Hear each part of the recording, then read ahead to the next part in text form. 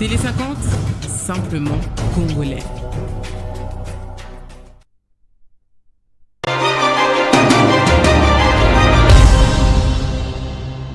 La marche de l'opposition, on en parle encore ce soir dans cette tranche Kinshasa. Direct, on va analyser avec plusieurs acteurs politiques qui seront là. Mais d'entrée de jeu, nous commençons avec Papi Mantezolo. Bienvenue. Merci pour l'invitation. Alors, on a vu les opposants qui ont marché. Ils ont su faire chanter le pouvoir. La stratégie mise par l'opposition a réussi. Bon, je ne sais pas s'ils ont si chanté le pouvoir, seulement que je crois que si j'étais le responsable, j'aurais laissé tout simplement que l'opposition puisse marcher et proroger ou bien prolonger la marche de jeunes de l'UDPS et puis des AVC. Parce que vous savez, l'UDPS et l'AVC, ce sont des partis du pouvoir. Ils peuvent accepter sans problème, sportivement, le changement de la date. Mais l'opposition ayant déjà été modifié leur date de la marche, on ne pouvait pas modifier. Donc ça n'a pas été bien réfléchi en autorisant 3 marches ou 3 activités politiques le même jour. C'est vraiment dangereux. Moi, je crois que ce n'était pas réfléchi. Bon, je ne sais pas quels sont les facteurs qui ont poussé l'autorité provinciale pour décider ainsi. Mais si j'étais un conseiller du gouverneur, je l'aurais dit de ne pas autoriser 3 marches à la fois. Alors, vous ne voyez pas que l'opposition a réussi son coup? Bon, parce que l'opposition voulait quand même se faire sentir, voulait assez qu'on parle d'elle. Et vous savez, la recette a réussi. L'opposition a un rôle à jouer dans un État. C'est-à-dire critiquer le gouvernement, critiquer la manière dont on gère, afin que le gouvernement et l'exécutif puissent améliorer la manière de gérer. C'est-à-dire que l'opposition, ce n'est pas seulement une opposition négative. Et lorsque l'opposition décide de marcher pour la vie chère, moi je crois qu'il fallait leur laisser et entendre leurs mémos. Il se pourrait que les mémos pouvaient aider ceux qui sont dans l'exécutif pour améliorer certains indicateurs. Alors, selon vous, qui serait responsable de tout ce qui se passe là? Je ne sais pas, étant donné que je ne suis pas un juge. Hein.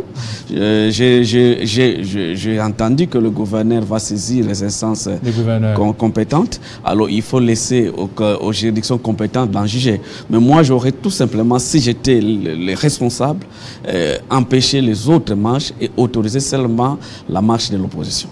Voilà, vous parlez autoriser seulement la marche de l'opposition. Il y a beaucoup de choses qui ont été dites, surtout parce qu'on a vu les opposants qui sont là, qui projettent encore d'autres activités pour ce 25. C'est aussi une très bonne stratégie pour l'opposition congolaise. Bon, je ne sais pas comment ils imaginent, mais vous savez, dans un État qui se veut démocratique, il faut que l'opposition se fait entendre. Et si aujourd'hui l'opposition projette des activités, alors c'est des bonnes lois. C'est la loi les reconnaît aussi ces droits-là. Moi, je ne trouve pas d'inconvénient si l'opposition projette des actions pour réellement faire entendre leur voix. Mais seulement, je vais conseiller aux uns et aux autres de le faire à la limite de la loi. À la limite de la loi, c'est-à-dire? C'est-à-dire en respectant ce qui est édicté dans les différentes lois de notre pays. Vous êtes du Congo central. Vous ne voyez pas que les revendications de l'opposition vont aussi de pair avec la situation qui se passe dans votre province?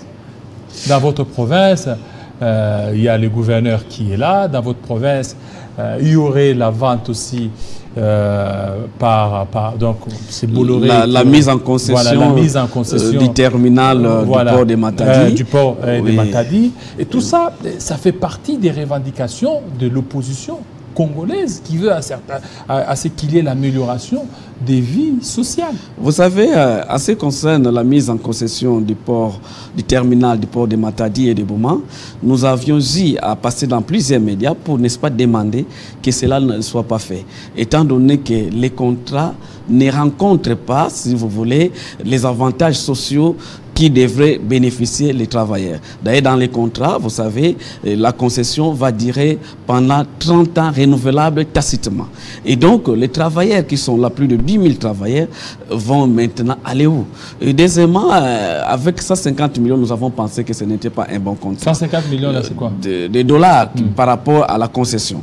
Et ensuite, vous savez, le chef de l'État avait reçu les députés nationaux du Congo central où il avait dit qu'il n'y aura pas construction du pont route rail à Kinshasa sans pourtant qu'il y ait la construction du pont des ports en eau profonde. Et c'est dans ce cadre-là que nous avons peur des velléités de Bolloré qui apparemment soutient le port des Pointe-Noire.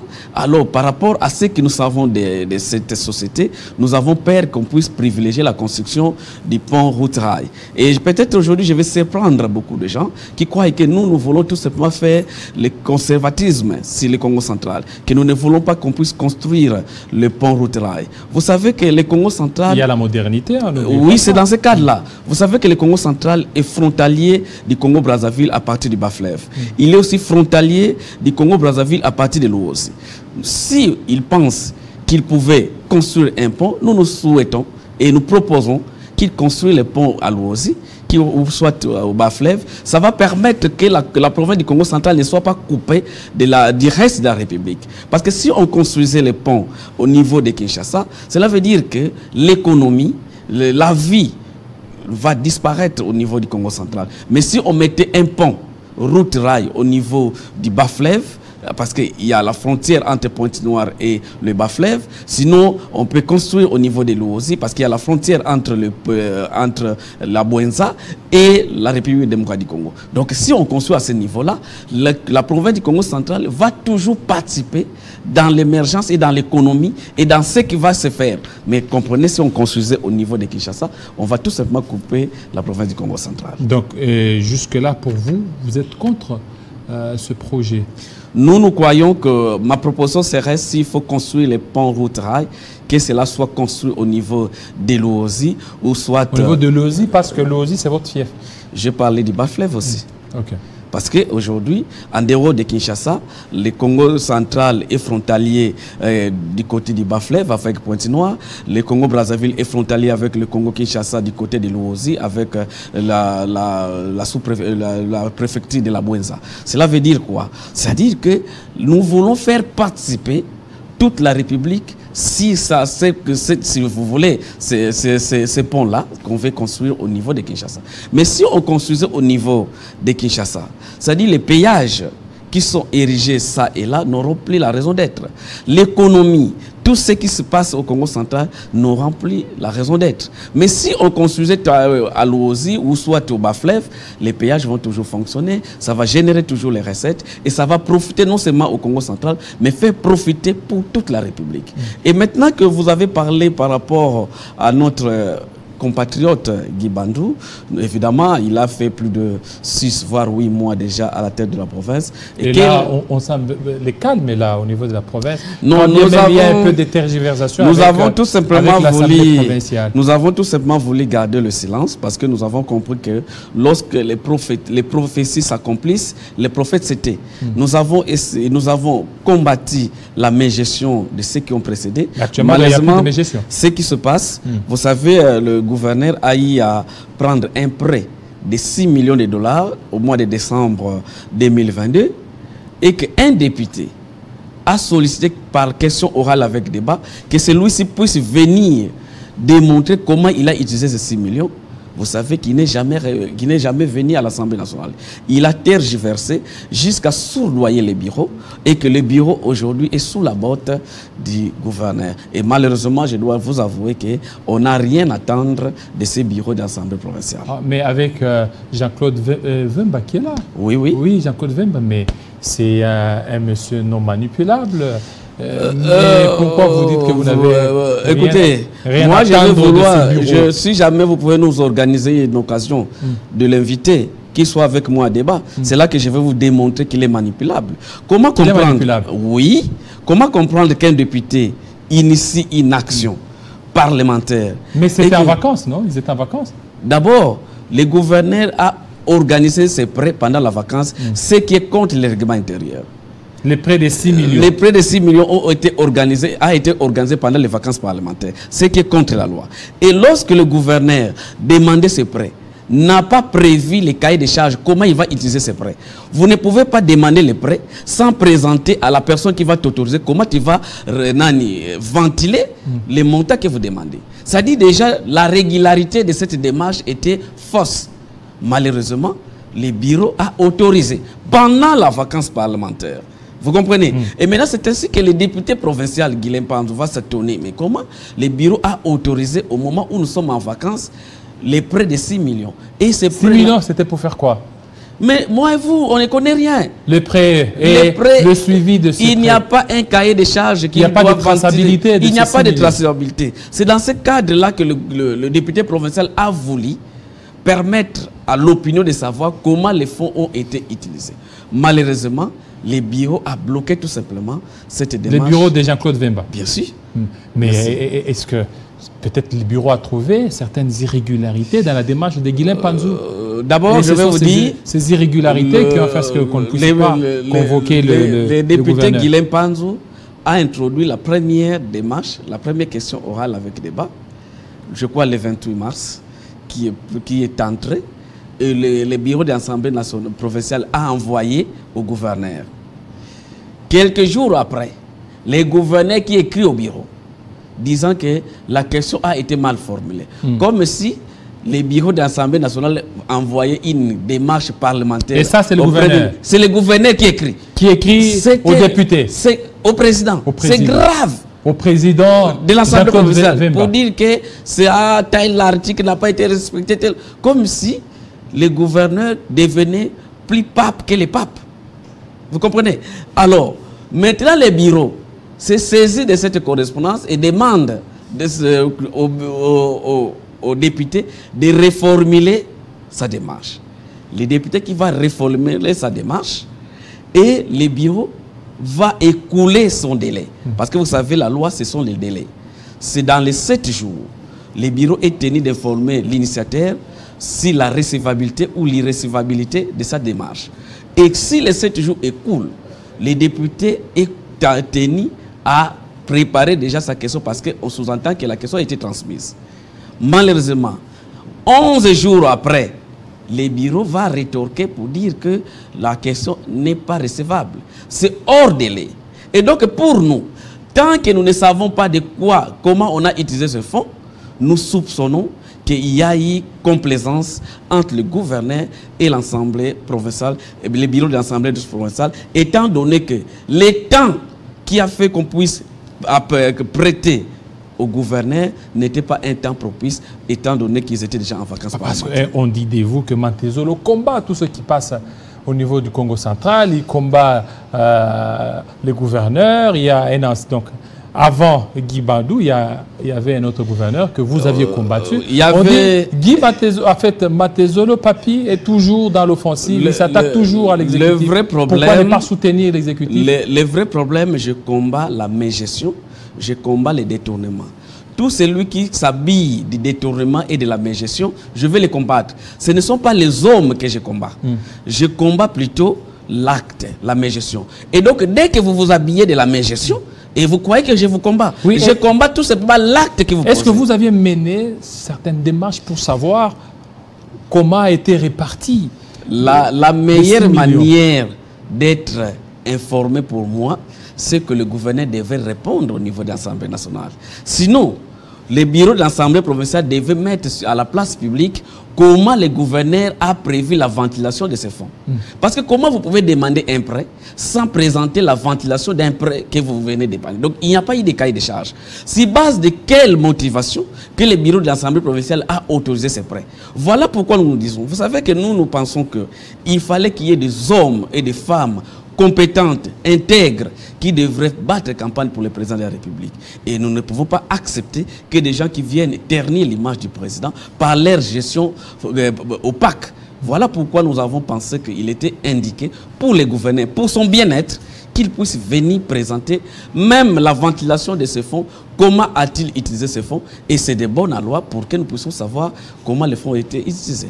Voilà, les 6 millions là, donc c'est encore une autre affaire juteuse au niveau du Congo central. Sans pourtant parler de rétrocession. Vous savez qu'à chaque fois, l'exécutif national rétrocède aux entités territoriales décentralisées. Mais le gouverneur a eu à retenir toutes ces rétrocessions.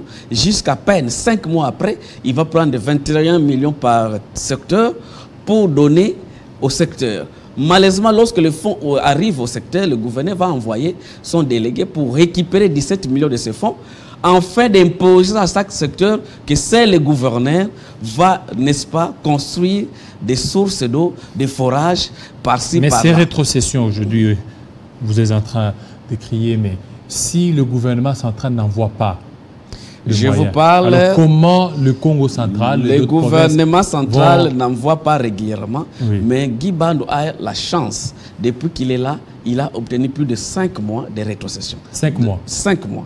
Et dans les 5 mois, il a eu à retenir tous les fonds de ces rétrocessions.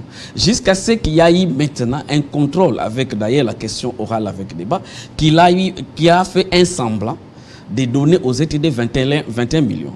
Mais lorsqu'il va demander aux ETD de venir récupérer les 21 millions, il va l'imposer de signer une décharge pour dire que vous recevez seulement 4 millions. Les 17 millions, nous viendrons construire pour vous des sources d'eau, des forages d'eau et ainsi de suite. Alors c'est que nous avons trouvé très compliqué. Comment comprendre que les fonds qui sont destinés aux ETD et que cela soit géré par le gouverneur. Et ce qui est pire, qui vont maintenant construire ces forages d'eau, ces sources d'eau, ce sont les députés provinciaux qui ont des fondations, qui ont des structures, qui vont bénéficier de ces fonds au détriment de ce peuple. Donc on a donné aux ETD 4 millions.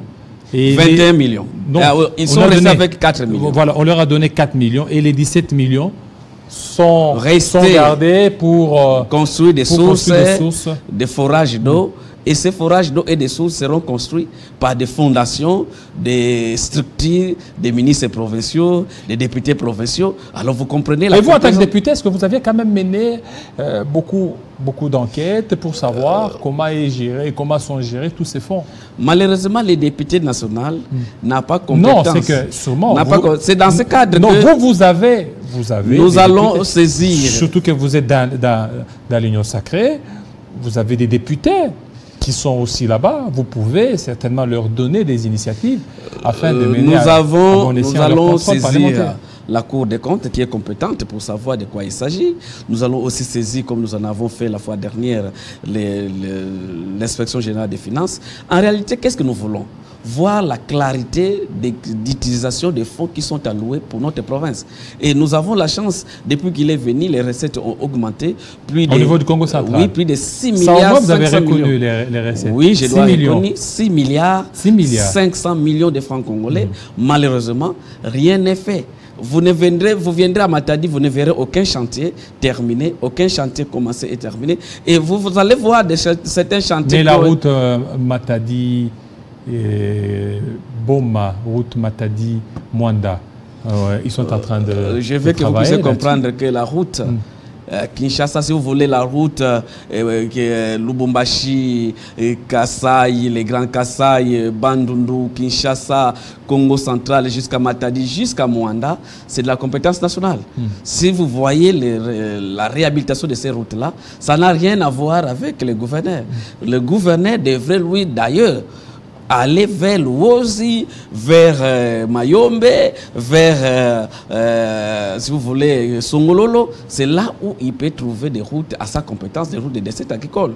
Par exemple, les bacs de Luozi. Nous avons un problème criant des bacs de Luozi et nous pensons que ces bacs de Luozi devaient être tout simplement changés. Nous avons saisi les ministres des infrastructures parce que le ministre des infrastructures peut doter Luozi à un bac qui est quand même moderne, afin d'éviter les dangers qui guettent la population qui utilise cette rive-là. Mais aussi, vous savez, en 2019, le directeur du cabinet du chef de l'État, pour ne pas le citer à l'époque, c'était Vital Kamerhe, a tenu un discours vers Nkamba où il a dit le chef de l'État dans le cadre du programme de 100 jours, a alloué 5 millions de dollars pour l'électrification de Luozi. Malheureusement, 5 millions. 5 millions. Pour l'électrification. De Luozi. Depuis 2019. 2019. Malheureusement, jusqu'à ce jour, nous sommes en train de courir derrière ces 5 millions. Luozi nous appelle toujours, nous, en tant qu'élus du peuple, où sont passés les 5 millions qui ont été annoncés par l'état du cabinet du chef de l'État de l'époque, Vital Kamerhe. Et donc, quand même, il y a des inquiétudes. Et lorsque nous avons été reçus par le chef de l'État, nous avons dit, Excellence, Monsieur le Président, regarde la promesse qui a été faite dans le cadre de ce projet de 100 jours par l'état du cabinet. Et nous pensons que le chef de l'État nous a demandé de voir les ministres de l'Énergie. Malheureusement, jusqu'à ce jour, les choses ne volent pas. Voilà. Et jusqu'à ce jour, maintenant, revenons, puisque vous êtes en train de parler de votre présence, on parle aussi de la marche. Revenons. On vient d'apprendre que les députés nationaux, les députés provinciaux, Mike Mukebai, certainement, devra comparaître. Et vous, en tant que député, parce que semble-t-il que même Daniel Safou serait en cavale, vous, en tant que député, vous ne voyez pas que vous êtes en train de bafouer beaucoup plus vos droits? Bon, moi, je crois que je ne sais pas qu'est-ce qu'on lui reproche. Est-ce qu'il a été pris en flagrance? Mais seulement, il y a des méthodes. Mais pas de flagrance. Je crois qu'il y a des méthodes, il y a des manières. Moi, je crois que prendre un élu du peuple comme un vulgaire messier, quand même, nous avons des privilèges, nous avons des immunités. Si jamais le député était tenu de se présenter parce qu'on lui reprochait de quelque chose, moi, je crois qu'on pouvait vous ne voyez pas que présenter une invitation. Depuis l'arrivée du régime en place, les députés sont traités ainsi, au nom de la flagrance. Au fait, malheureusement... L'affaire Mamba, hein, les députés Mamba, oui. Kabound, et j'en passe, maintenant c'est Mike Mukebai. Malheureusement, vous avez une partie de vérité. Et vous savez... Une partie de vérité. Oui, dans votre question, je dois vous avouer. Vous m'aviez reçu autrefois ici. J'ai dit, ce qui arrive aux autres peuvent nous arriver un jour. Moi, je ne peux pas comprendre qu'un député, alors qu'on l'a demandé qu'il soit mis en résidence surveillée, et que voir Kabound, peu importe ce qu'on lui reproche, mais quand même, quand on demande qu'il soit mis en résidence surveillée, qu'il soit mis en résidence surveillée. On ne peut pas comprendre parce qu'il s'agit de M. Kabound qu'on le mette au cachot. Parce que demain, ça peut être moi. Et surtout, vous savez, hier, Kabound était un homme fort. Aujourd'hui, il est en prison.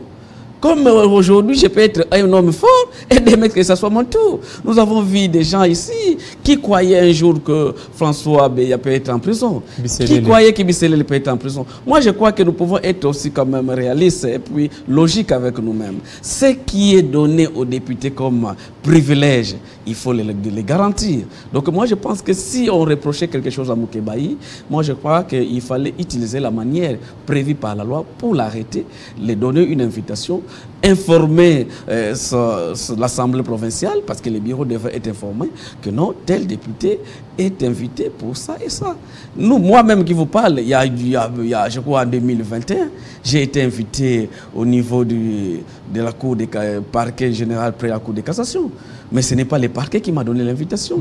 C'est le président Bosso qui m'a invité pour me dire on vous invite pour vous entendre pour telle situation, telle situation. Si vous pensez aller répondre librement, vous partez. Mais si vous voulez qu'on puisse soumettre la question au niveau de l'Assemblée nationale, c'est à vous de voir. Moi, j'ai dit, bon, comme je ne me reproche de rien, je vais voir l'AG qui m'invite. Et j'ai vu l'AG qui m'a invité. Et nous avons conclu que c'était une situation qui ne me concernait pas. Donc, vous comprenez. C'est-à-dire il y a quand même des procédures à respecter. Et si moi, j'ai été tout simplement été informé par mon président de l'Assemblée nationale, pourquoi pas les autres peuvent subir le même sort? Pourquoi aujourd'hui quelqu'un, un député provincial de surcroît... Donc les immunités actuellement sont en train d'être bafouées. Les immunités Matata, les immunités des Mukebai, les immunités des Mamba, les immunités des autres, sous prétexte que c'est la flagrance. Moi, je crois que peu importe ce qu'on peut reprocher aux députés, aux sénateurs et consorts, même aux membres du gouvernement, nous sommes une corporation, nous sommes un corps. Nous devons nous indigner pour ça. Chers amis, j'ai été député en 2011, législative 2011. Beaucoup de gens ont fait du bruit dans la législative 2011. Ils n'ont pas été réélus. Personne ne les cherche aujourd'hui. Cela veut dire que si vous n'êtes pas réélu, personne ne vous cherchera. Alors lorsque nous avons ces mandats, nous devons user de ces mandats comme des personnes qui ont des privilèges, bien que nous avons des devoirs, mais nous avons des privilèges et des droits. Et malmener un député provincial, tout simplement, c'est manquer tout un corps, toute une corporation de députés provinciaux, voire même des députés nationaux, de respect. Comment voir Safo, comme vous dites, est en cavale? Moi, je crois il serait en cavale. S'il est en cavale, moi, je crois que on les reproche quelque chose, et c'est là que je vais quand même demander au service. Si un député, ou peu importe qui que ce soit, a un problème, si ce dossier n'est pas susceptible d'atteinte à l'intégrité territoriale, l'ANER n'a rien à voir avec ça. L'ANER peut apparaître quand vous êtes susceptible de financer makambo ya bandundu ao. Lorsque un député finance, un député est en train de former une rébellion. Là, maintenant, il s'agit d'une question d'intégrité territoriale. Un député est en train de formater un coup d'État. Il s'agit d'une intégrité physique du chef de l'État. À ce moment, l'ANER va apparaître. Mais si ce sont des questions qui ne sont pas liées à l'intégrité de l'État territorial, à l'intégrité physique du chef de l'État, pourquoi l'ANER va commencer à arrêter par après envoyer quelqu'un au parquet? Moi, je crois qu'il y a vice de procédure. Il faut que nous puissions accompagner le chef de l'État, Félix Tshisekedi, qui a prôné l'état des droits. Mais ça ternit aussi l'image du régime que vous défendez. Malheureusement, c'est ça. Lorsque les gens, par excès des ailes, font ce qu'ils font, c'est l'image du président de la République qui est ternie. Nous pensons qu'il faut mieux faire les choses. Qu'il ait son invitation. Quand il a l'invitation, il va répondre. Mais venir tout simplement comme s'il était un malfrat, les prendre, les cagouler avec des gens cagoulés, c'est quand même aussi l'état des droits qui est mis à mal. Donc moi je pense que l'Assemblée provinciale doit se ressaisir. L'Assemblée provinciale de Kinshasa, c'est une corporation qui est mise à mal. Comme nous, au niveau de l'Assemblée nationale, nous nous sommes mis tous contre la manière que si vous voulez, c'est qu'a subi notre collègue Mamba, et aujourd'hui, il a été sauvé. Mais si vous pensez que non, il s'agit de Daniel Safou, ne vous en faites pas, votre tour viendra. Voilà, votre tour viendra parce que la situation est consécutive certainement à ce qui s'est passé. On a vu un enfant, un mineur, comment il a été beaucoup plus malmené par la police nationale congolaise. On sent qu'il y a manque du professionnalisme de cette police. Je regrette des fois parce que les policiers ont une formation et dans la formation, ils ont aussi les droits de l'homme comme formation. On ne peut pas comprendre que des policiers que je vis là-bas tenir des machettes. Alors c'est là où je me pose la question. Vous voyez, lorsque le gouverneur dit... Parce qu'il y a même un communiqué de la Senko qui parle de la brigade. Il y a une brigade d'un parti politique. Moi, je vais parler plutôt. Le gouverneur a dit qu'il n'avait pas autorisé la marche du 13 parce qu'il devait d'abord récupérer les machettes qui détiendraient certaines personnalités. Alors je me pose la question. Lorsqu'on voit des policiers avec des machettes, est-ce que ce sont des policiers qui détenaient ces machettes ou comment? Voilà pourquoi nous pensons que l'auditorat général est-ce que ce sont des policiers ou bien c'est... Non, je vis un policier. Oui, ce que je dis, est-ce que ce sont des vrais policiers ou bien ce sont des gens qui sont vêtus à tenue des policiers? Du moment où ces policiers étaient accompagnés avec des jeeps de la police, bien estampillés Légion ceci, bien estampillés matricule ceci, et que dans le même véhicule, ces policiers sont montés dans cette jeep, on sous-entend qu'on n'a pas quand même peint des jeeps pour l'occasion. Je ne crois pas. En tout cas, sinon, la police doit dénoncer qu'il y a des policiers fictifs qui sont venus avec des jeeps fictifs pour, n'est-ce pas, tenir leur image. Mais sinon, du moment où on n'a pas dénoncé ça, on sous-entend que est-ce que les machettes dont faisait allusion le gouverneur, c'était les policiers qui les détenaient ou comment? Et voilà pourquoi nous disons, nous n'accepterons pas que des gens, un groupe de personnes puissent ternir l'image du président de la République qui prône l'état des droits. Et nous croyons que si ces gens-là viennent avec de telles images, vous voyez qu'on est en train de mettre en partie l'état des droits prôné par Et aujourd'hui, l'image qu'on se faisait de l'état de droit, est-ce qu'on peut encore aujourd'hui parler de l'état de droit avec ce qui s'est passé comme événement du week-end. C'est ainsi que, vous savez, le président Kabila n'a pas hésité de dire qu'il ne voyait pas 5 personnes à son entourage. Parce que souvent, les gens, par excès de zèle, font plus que ce que croit le président. Vous voyez, le président n'a rien à voir avec tout ce que ces gens faisaient. Mais parce qu'ils veulent démontrer qu'ils ont réprimé, alors qu'ils sont en train tout simplement de mettre à mal les régimes du président de la République. Vous savez, j'ai suivi quelqu'un dire qu'on avait arrêté un certain colonel, une certaine colonelle à l'époque du président Kabila. Mais vous savez, alors que lui a fait des choses et aujourd'hui, elle se trouve à la prison. Comme peut-être certains policiers seront arrêtés.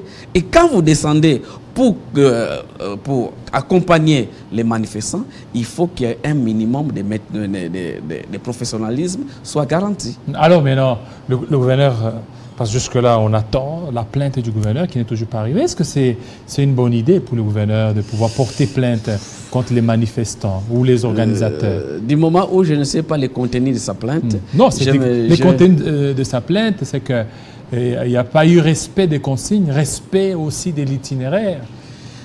Moi, je ne sais pas si je peux lui donner conseil, mais je crois qu'en tant que gouverneur et l'autorité qui a autorisé, je ne sais pas si c'est important de jeter encore de l'huile dans le feu. Donc voilà. Alors, vous êtes du Congo central, ça sera difficile que vous puissiez vous en passer de la situation sécuritaire au niveau de l'Est, même au niveau des Kwamout. On sent qu'il y a... c'est comme si les gens se focalisent beaucoup plus dans l'Est, oubliant à Kwamout qu'il y a aussi l'insécurité, qui peut certainement faire mal à Kinshasa. Vous savez, la situation des Kwamout, malheureusement pour le Congo central, nous sommes frontaliers avec Kwamout. Et déjà, au niveau du Congo central, du côté de Madimba, il y a eu déjà des dégâts.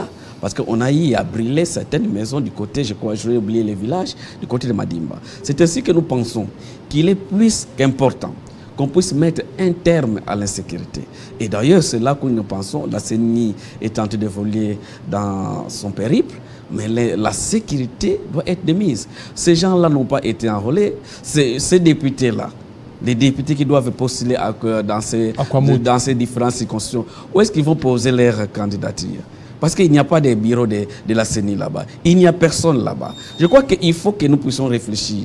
Est-ce qu'il faut aller vite en besogne pour que nous ayons les élections, ou soit qu'on puisse quand même endiguer, tant soit peu, l'insécurité qui prend de plus en plus de l'ampleur au niveau de l'Est de notre pays. Mais maintenant, Kwamout et Congo central commencent déjà à être contaminés, et nous pensons qu'il est plus que temps que les autorités compétentes puissent déjà être informées de ce qui se passe là. Et vous parlez de la contamination de quoi? Donc, il y a oui, c'est la sous-population, donc les gens se déplacent. Vous savez, lorsque les gens se déplacent, ces gens-là, ce bourreau-là, suivent les gens qui font les déplacements.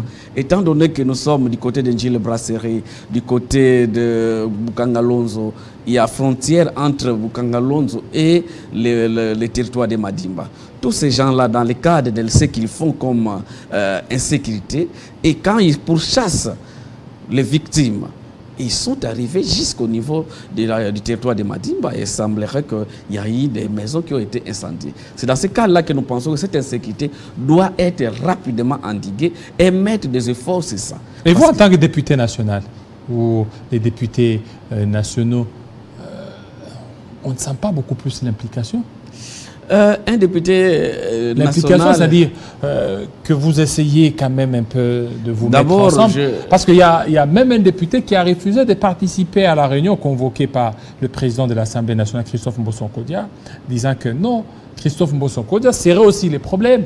Pourquoi lui convoque la réunion? Donc il a demandé qu'il y ait une autre personnalité neutre, indépendante, pour convoquer la réunion, pour parler de la situation de Kwamout. Déjà ici, nous sommes en train de les dénoncer.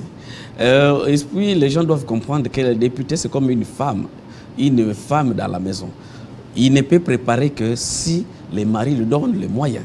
Or, les moyens, c'est l'exécutif. Un député peut dénoncer, peut dire ce qu'il peut dire.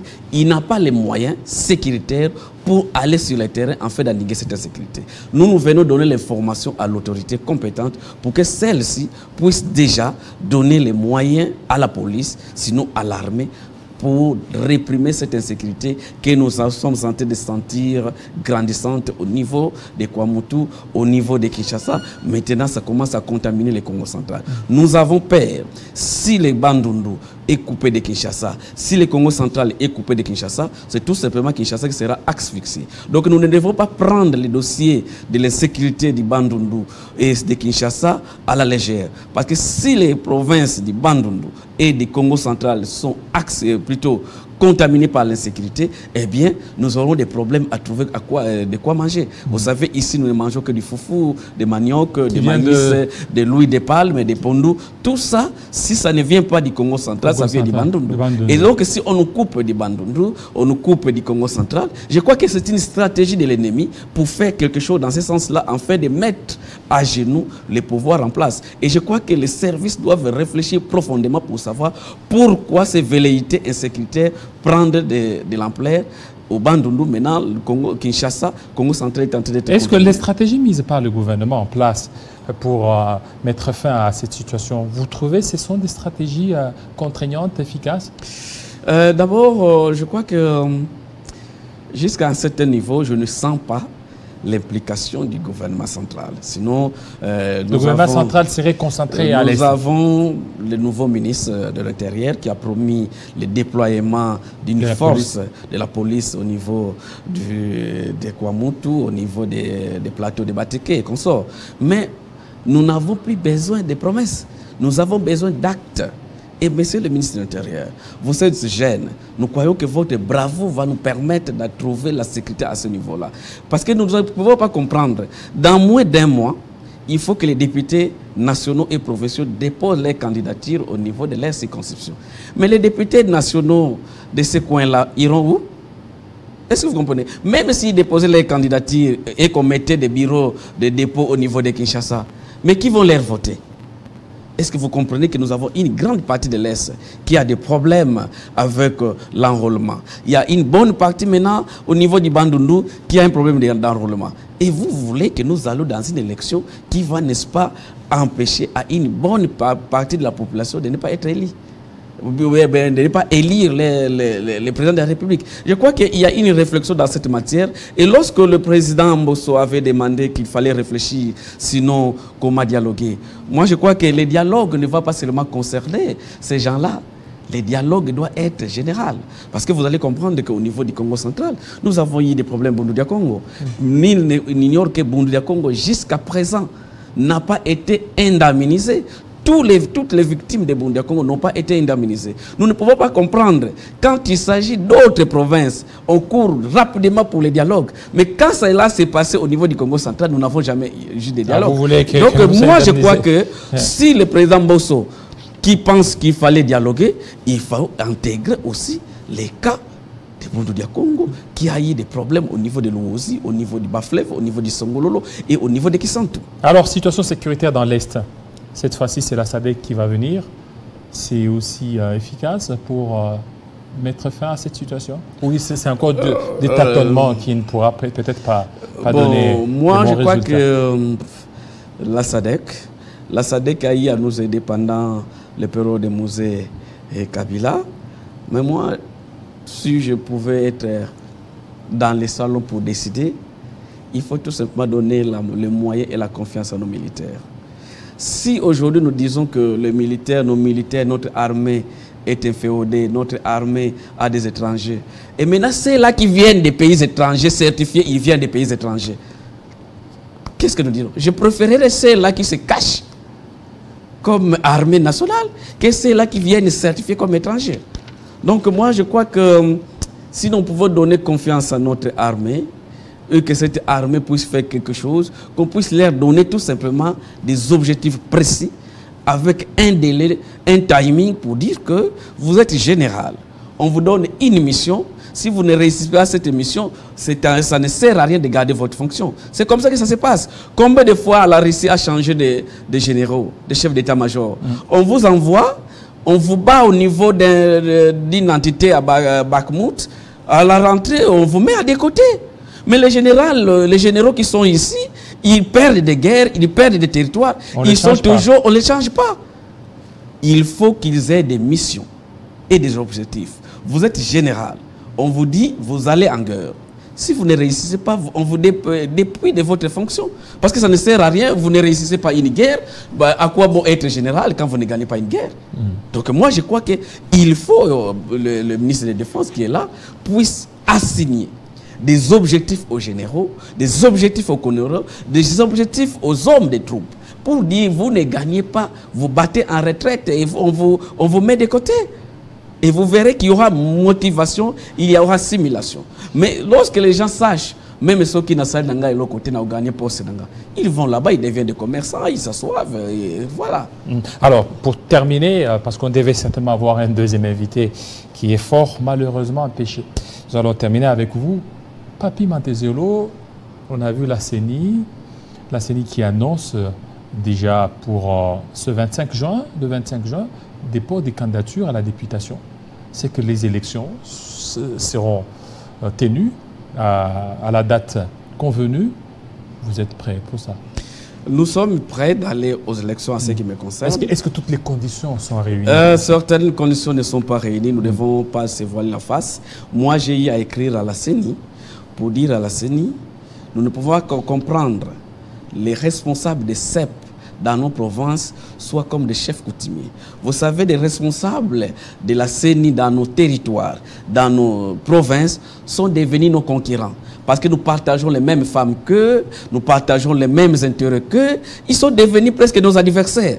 Et nous pensons qu'il est nécessaire que la CENI, le bureau de la CENI puisse procéder à la mise en place des responsables de la CENI dans les entités. On ne peut pas comprendre que moi, dans ma province, que celui-là qui est responsable, nous nous sommes battus parce que nous nous sommes battus pour une femme, par exemple. Nous nous sommes battus pour une parcelle. Et que c'est lui qui doit réceptionner mes dossiers.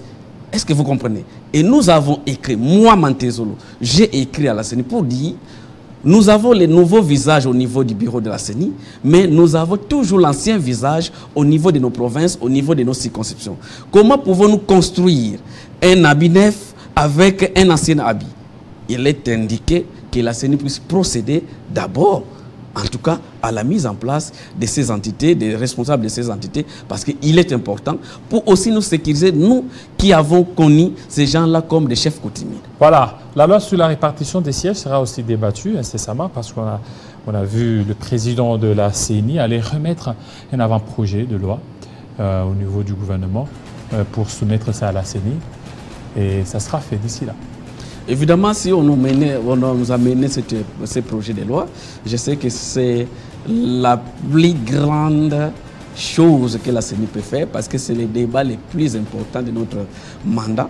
C'est la loi sur la répartition des sièges. Nous pensons que la CENI va déposer, mais l'Assemblée plutôt, le gouvernement par l'entremise du ministre de l'Intérieur va déposer incessamment et que nous serons en possession de ces projets de loi. Et la liste, votre liste, la liste pour la députation, elle est prête pour votre regroupement? En tout cas, les états-majors travaillent et en ce qui nous concerne, nous sommes en train déjà, nous sommes à pied d'œuvre pour, n'est-ce pas, vous ne regrettez pas d'appartenir à l'Union sacrée?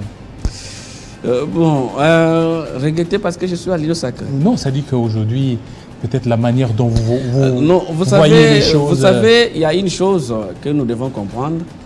On ne peut pas aimer l'œuf et haïr la poule. Moi, j'aime l'œuf qui est fâché, Félix Tshisekedi. Bon, l'Union sacrée qui est la poule qui pond l'œuf. En dépit de toutes ces vicissitudes, de tout ce que je crois que je ne partage pas avec l'Union sacrée, mais du moment où c'est l'œuf, c'est la poule qui pond l'œuf, alors je me suis dit, bon, nous faisons avec. Voilà, ça va, merci. Merci beaucoup, fidèles téléspectateurs. Vous avez compris, notre deuxième invité, malheureusement, il ne s'est pas présenté, peut-être des embouteillages sur la ville de Kinshasa. Alors, restez branchés sur Télé 50. Tout à l'heure, la grande édition de Kuba Buronzi Shigeregere Kabuya. Il sera 20h dans l'est de la République démocratique du Congo, 19h ici à Kinshasa et aussi à Lozi. Portez-vous très bien et à très bientôt.